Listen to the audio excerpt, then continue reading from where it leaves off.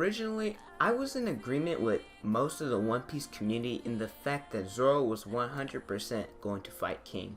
He's the strongest swordsman there in Wano, and in order for Zoro to become stronger, he has to fight the strongest.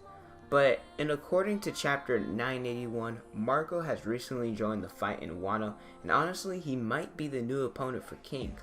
With Marco there, he's on the level of Luffy, who just hit first commander level, and King. Kaido and Big Mom are too much for him to handle in a one-on-one fight, and I don't think that he'll get involved and he'll leave leaving King as the only one he can fight. So what entails for Zoro?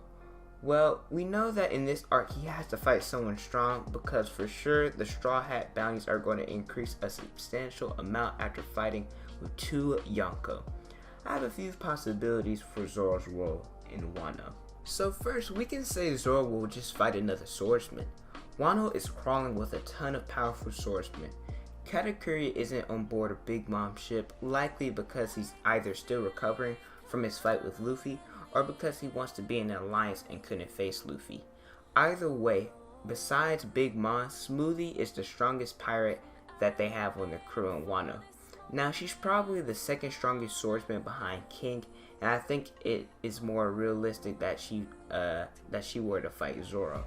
With Enma, I do believe Zoro is somewhere on low to mid second commander level, and him fighting King, I'm not gonna say it isn't realistic, but it kinda isn't. We see Luffy face Doflamingo and Cracker before we see him face someone strong like Katakuri. Who has Zoro fought? Pika and Monet? They aren't on the level of Smoothie by far, and I think this could be a good test for Zoro. When Luffy beat Katakuri, whose bounty was just a little bit over $1 billion, Luffy's bounty increased almost 500 million more than that of Katakuri's. Smoothie's bounty is a little over 900 million, and if Zoro beats her, his bounty can jump a little higher than $1 billion to around 1.3 billion mark, solidifying Zoro as high second commander level, where I'd be comfortable with him taking on the first commanders after Wano. Now, another swordsman I can see Zoro fighting is Orochi, but he's not on Zoro's level, let's be real, and besides Smoothie and King, nobody else would really give Zoro a good fight. Now, another theory that's going around is Zoro will be the one to kill Kaido, and I could actually see that, and let me explain why.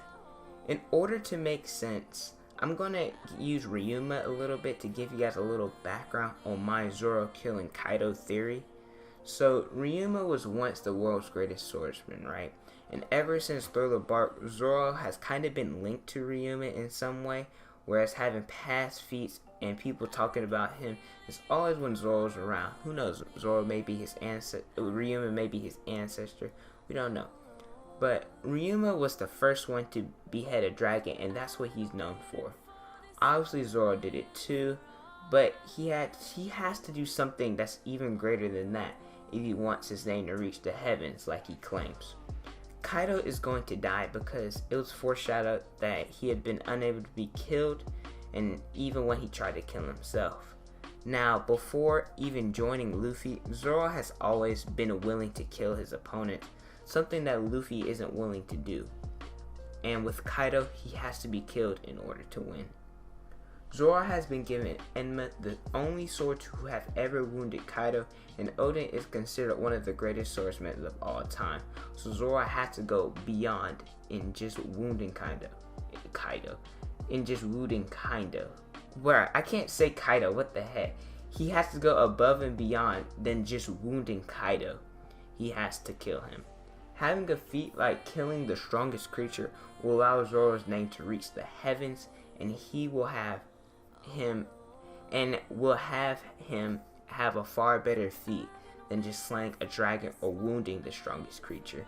This will allow for his bounty to increase at a rate it should possibly lead to Zoro creating his own permanent black blade, who knows, and should make up for Zoro not fighting King. Now lastly, the only other theory I can think of is that Marco's arrival didn't in fact change anything, and Zoro will still be the one who fights King. King is the strongest known swordsman in Wano, and if Zoro wants to be the strongest swordsman, he has to take down the strongest. if I were to give an estimate on King's bounty, I'd say it has to be about 1.6 billion. Because of Luffy's bounty being 1.5 billion, and as Zoro being sent, his bounty would probably become higher than that of King's, keeping the whole Zoro's bounty always one up Luffy's previous bounty streak going. Now, like I said earlier, it would be kind of weird for Zoro to fight only weak opponents all throughout the New World, just for him to fight King, the third strongest person in Wano, behind the Yonkos. But maybe him training his haki with Enma allows him to activate maybe advanced armor haki or even conquerors. I don't know. We all know that Zoro's been holding back in the New World, but maybe he'll finally, unleash the beast. But who knows? Ever since he joined the crew, we've also seen Zoro, he always takes on the strongest swordsman of the opposing force. Like we have Daz Bones, Kaku, Pika, Hyozu, etc. And maybe he can keep the streak going. Zoro is the true first commander of the Straw Hats Pirates. Then this fight is going to happen. If I had to rate the theories in order, I would personally like to see him happen would probably be Zoro killing Kaido, then Zoro versus King, and probably lastly Zoro versus another swordsman like Smoothie. I don't know. I just killing the strongest creature as a Zoro fan. It's icing on the cake.